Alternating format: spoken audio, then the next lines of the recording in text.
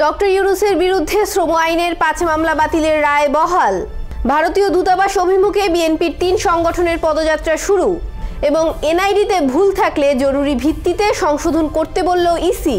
অভিনন্দন ভোরের পাতা প্রাইম নিউজে, সাথে আছি মৌমিতা মৌ। শুনছিলেন সংবাদ শিরোনাম, এবার বিস্তারিত।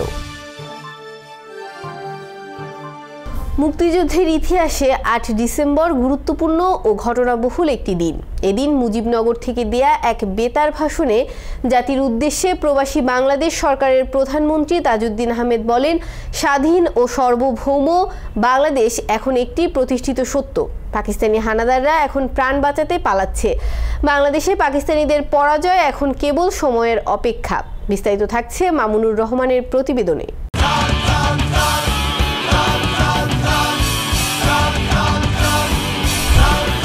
৮ ডিসেম্বর বাংলাদেশে অবস্থানরত পাকিস্তানি সামরিক বাহিনীকে আত্মসমর্পণের নির্দেশ দেন ভারতের সেনাবাহিনীর প্রধান জেনারেল SHF জে মানকেশ।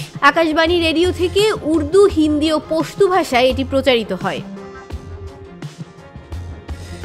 ৮ ডিসেম্বর ভারতীয় মিত্রবাহিনীর শিখ জেট ব্যাটালিয়ন ও মুক্তিবাহিনীর লেফটেন্যান্ট আইনউদ্দিন, লেফটেন্যান্ট দিদারুল আলম সহ মুক্তিযোদ্ধাদের ৩টি দল দুপুরের দিকে কুমিল্লা শহরে ঢোকে। এরপর হানাদার বাহিনী কুমিল্লা শহর ছেড়ে পালিয়ে গেলে কুমিল্লা হানাদার মুক্ত হয়।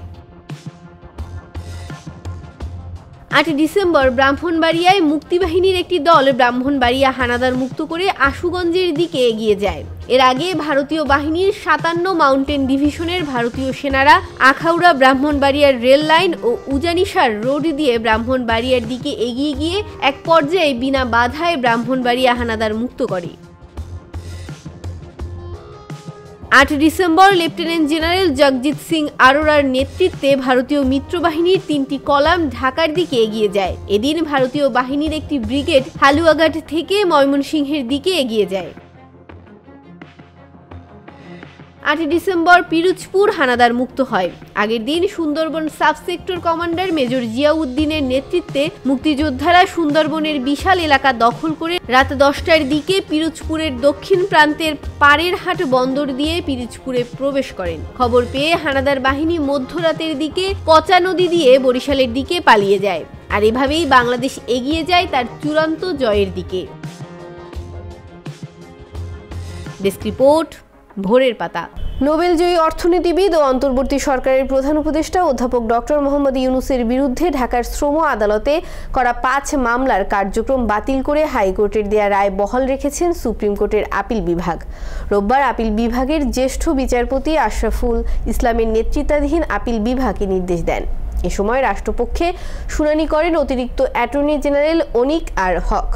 ডক্টর মোহাম্মদ ইউনূসের পক্ষে শুনানি করেন ব্যারিস্টার মুস্তাফিজুর রহমান খান। ডক্টর ইউনূসের আবেদনের পরিপ্রেক্ষিতে মামলাগুলোর কার্যক্রম কেন অবৈধ ঘোষণা করা হবে না জানতে চেয়ে পৃথক রুল জারি করা হয়। রুলের উপর শুনানি শেষে চলতি বছরের ২৪ অক্টোবর হাইকোর্ট বেঞ্চ মামলাগুলোর কার্যক্রম বাতিল করে দেন বলে জানান আইনজীবী। এ আদেশের বিরুদ্ধে রাষ্ট্রপক্ষ আপিল করে, যার শুনানি শেষে আজ রায় দিলেন সুপ্রিম কোর্টের আপিল বিভাগ।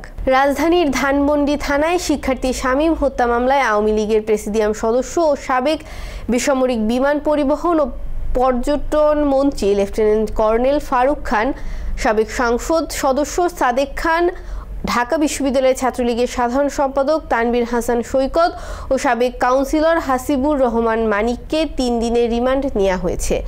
রোববার সকালে আসামিদের ঢাকার চিফ মেট্রোপলিটন ম্যাজিস্ট্রেট আদালতে হাজির করে ৫ দিন করে পুলিশ রিমান্ড আবেদন করেন মামলার তদন্ত কর্মকর্তা। পুলিশের পক্ষ থেকে বলা হয়, আসামিদের সরাসরি ইন্ধনে উক্ত হত্যাকাণ্ড সংঘটিত হয়েছে।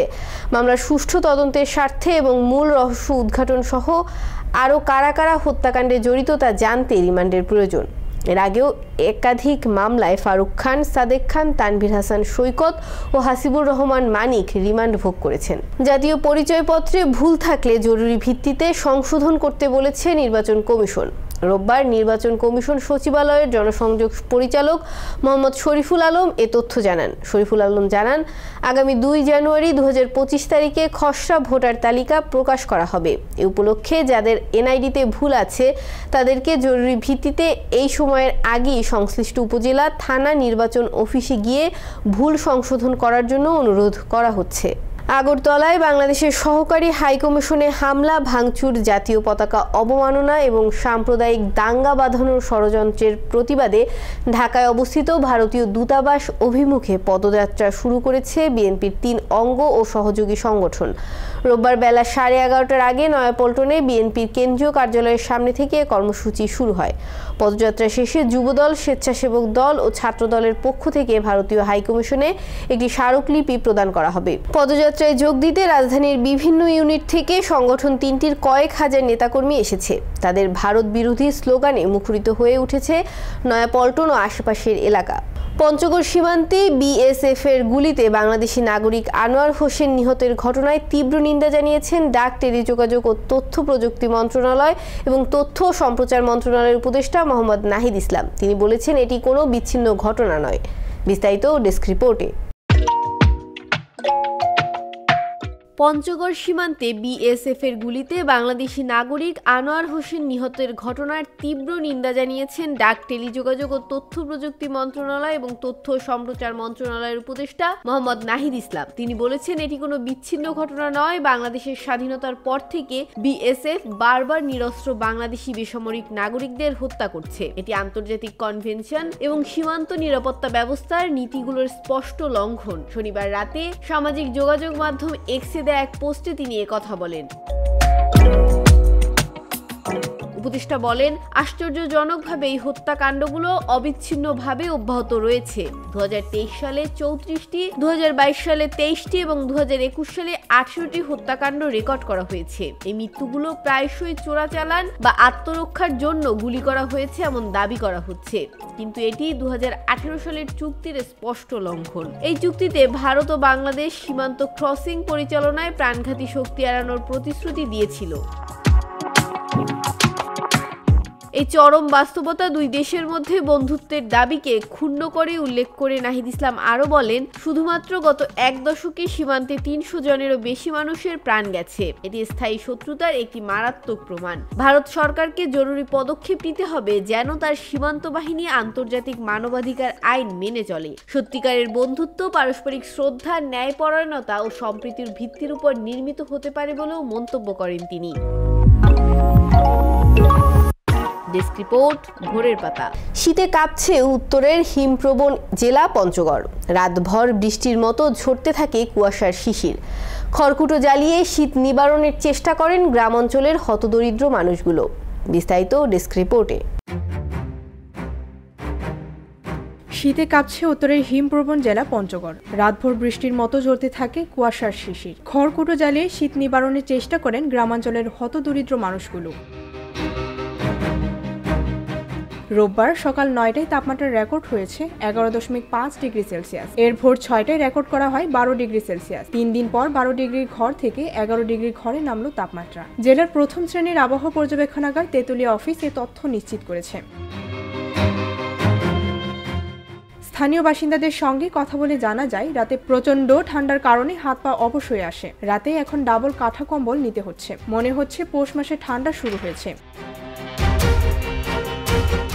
এদিকে শীতের কারণে বেড়েছে বিভিন্ন শীতজনিত রোগ ব্যাধি। জেলার পঞ্চগড় আধুনিক সদর হাসপাতাল ও অন্যান্য স্বাস্থ্য কেন্দ্রগুলোতে বাড়ছে শীতজনিত বিভিন্ন রোগীর ভিড়। শিশু ও বয়স্করা সর্দি, কাশি, নিউমোনিয়া ও ডায়রিয়া আক্রান্ত হয়ে চিকিৎসা নিচ্ছেন। চিকিৎসকেরা শীতের স্বাস্থ্য সচেতনতা বৃদ্ধিতে চিকিৎসা সেবার পাশাপাশি প্রয়োজনীয় পরামর্শ দিচ্ছেন।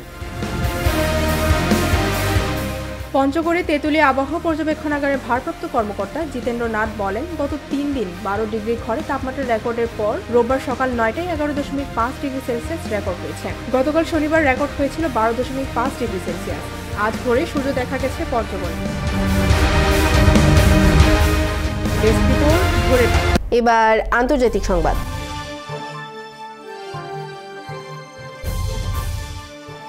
সিরিয়ার প্রেসিডেন্ট বাশার আল আসাদ রাজধানী দামেস্ক ছেড়েছেন বলে জানিয়েছে বিবিসি। রোববার সকালে বার্তা সংস্থা রয়টার্সের বরাতে বিবিসির সরাসরি সম্প্রচারে বলা হয়েছে, বাশার আল আসাদ দামেস্ক ছাড়লেও কোথায় গেছেন সেটা তাৎক্ষণিকভাবে জানা যায়নি। বিস্তারিত ডেস্ক রিপোর্টে। সিরিয়ার প্রেসিডেন্ট বাশার আল আসাদ রাজধানী দামেস্ক ছেড়েছেন বলে জানিয়েছে বিবিসি। রোববার সকালে বার্তা সংস্থা রয়টার্সের বরাতে বিবিসির সরাসরি সম্প্রচারে বলা হয়েছে, বাশার আল আসাদ দামেস্ক ছাড়লেও কোথায় গেছেন সেটা তাৎক্ষণিকভাবে জানা যায়নি। এর আগে খবর পাওয়া যায় সিরিয়ার বিদ্রোহী যোদ্ধারা দামেস্কে ঢুকে পড়েছেন। শহরটির বিভিন্ন জায়গায় গোলাগুলির শব্দ পাওয়া গেছে। সিরিয়ার প্রেসিডেন্ট বাশার আল আসাদ রাজধানী দামেস্ক ছেড়েছেন, তবে তার গন্তব্য জানা যায়নি। সিরিয়ার জ্যেষ্ঠ দুজন সরকারি কর্মকর্তার বরাতে তথ্য জানানো হয়েছে। সিরিয়ার সেনাবাহিনীর জ্যেষ্ঠ দুই কর্মকর্তা রয়টার্সকে আসাদের দামেস্ক ছেড়ে যাওয়ার খবর নিশ্চিত করেছেন। এদিকে বিদ্রোহীরা বলছেন তারা দামেস্কে ঢুকে পড়েছেন, সেখানে কোনো সেনা মোতায়েন নেই। তারা বলছেন, আমাদের বিদ্রোহীদের মুক্তি দেওয়ার খবর আমরা উদযাপন করছি। সিরিয়ার তৃতীয় বৃহত্তম শহর হোমসের নিয়ন্ত্রণ নিয়েছে দেশটির বিদ্রোহীরা। বিদ্রোহী কমান্ডার হাসান আব্দুল ঘানি সামাজিক যোগাযোগ মাধ্যম এক্সে দেয়া পোস্টে বলেছেন, হোম শহর পূর্ণাঙ্গ স্বাধীন করা হয়েছে। তিনি জানান, দামেস্কের সেদনায় কারাগার থেকে ৩,৫০০-এর বেশি বন্দীকে মুক্তি দেওয়া হয়েছে। ডেস্ক রিপোর্ট, ভোরের পাতা। এবার বিনোদনের সংবাদ।